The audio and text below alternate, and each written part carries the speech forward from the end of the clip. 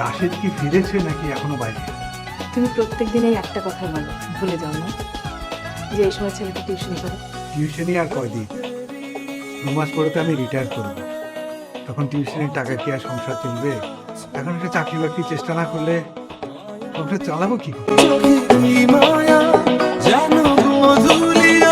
Hello, কোথায় তুমি? প্রতিদিন আমি সময় কোথায় কাটি?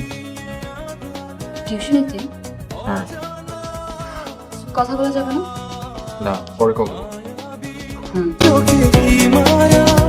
রাশেদ, যাব বাবার চাকরি টাকরির কিছু ব্যবস্থা করতে পারলি?